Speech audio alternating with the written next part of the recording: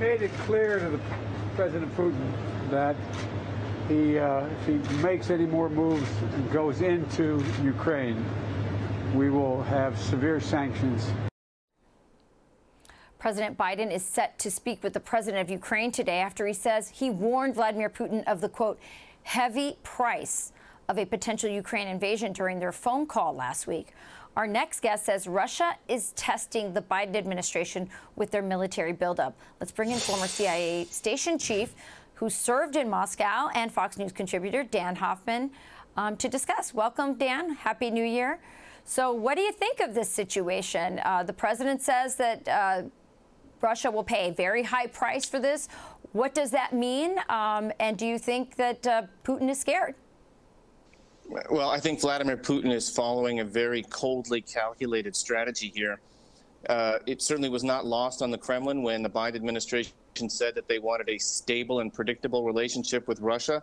For Vladimir Putin, who was a KGB operative and trained in understanding how his adversaries think, that was an opportunity. And so Putin did the exact opposite. He massed 100,000 troops on Ukraine's border, put them in a chokehold.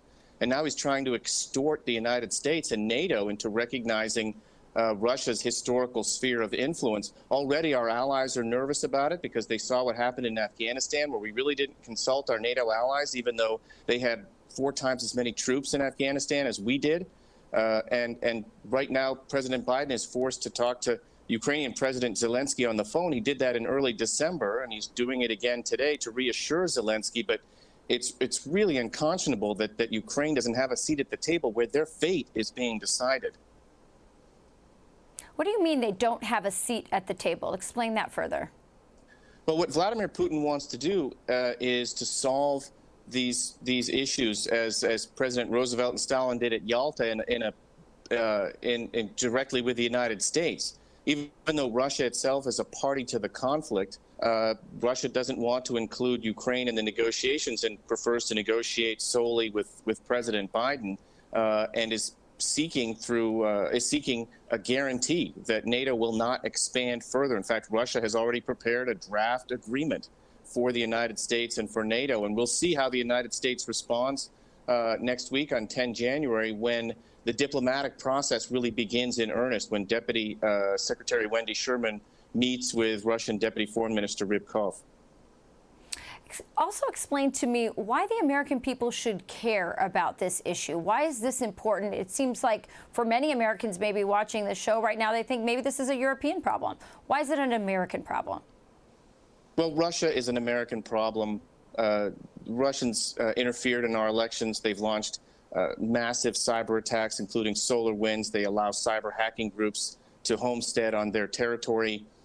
They invaded Georgia and continue to occupy Georgia. They invaded Ukraine. That has an impact on our NATO partners. It has an impact on free trade.